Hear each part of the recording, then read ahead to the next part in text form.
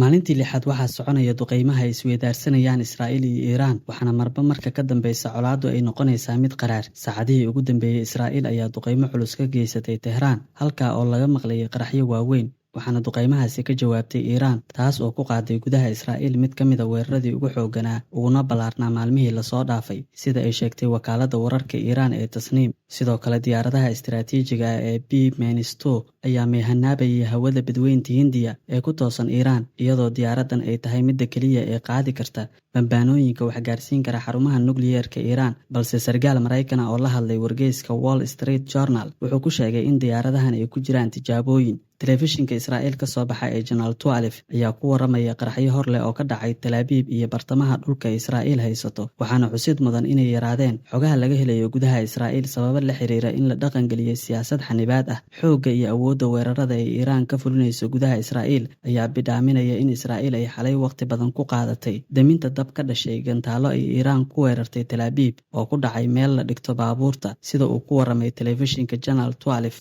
Sidoo kale, Faransiiska ayaa u muuqda inuu si firfircoon ugu biiray howlgallada ilaalada Israa'iil, iyadoo saacadihii lasoo dhaafay la arkay diyaaradaha fuliya howlgallada sirdoon ee digniinta weerarada waqti ka hor bixiya ee E-3 Century oo ay wehelinayeen diyaaradaha dagaalka Faransiiska, kuwa oo dul joogay Tel Aviv iyo xeebaha Israa'iil. Israa'iil ayaa dhibaato ba'an kala kulmaysa nidaamyada digniinta weerarada iyo kuwa difaaca, iyadoo hadda si dhammaystiran loo arkay in gantaalada Iiraan ay awood u leeyihiin inay jebiyaan nidaamyada difaaca Israa'iil, taas oo sare u qaaday burburka iyo khasaaraha ka dhalanaya duqeymaha Iiraan. Waxaana soo ifbaxday qalqalka hareeyay nidaamka difaaca Israa'iil. Ciidanka ilaalada kacaanka Iiraan ayaa war-saxaafadeed rasmi ah ku shaaciyay inay si rasmi ah ula wareegeen hawada Israa'iil oo ay adeegsanayaan gantaallo howlgab ka dhigay nidaamka difaaca Israa'iil, iyadoo xalay markii ugu horreysay ay sheegeen ciidanka Iiraan inay u adeegsadeen weerarkii ugu dambeeyay ee Israa'iil ku qaadeen gantaalka Fatax oo ka mid ah gantaalada ugu horumarsan ee Iiraan, kaasoo ay sheegeen inuu burbur weyn ka dhaliyay gudaha Israa'iil oo ay ku beegsadeen xarumo militari iyo goobo istiraatiiji ah. Gantaalka Fatax wuxuu ka tirsan yahay gantaalada Hypersonic ee Iiraan, taasoo la micno ah inuu si aad ah u dheereeyo una adkaysto difaacyada cirka ee casriga ah.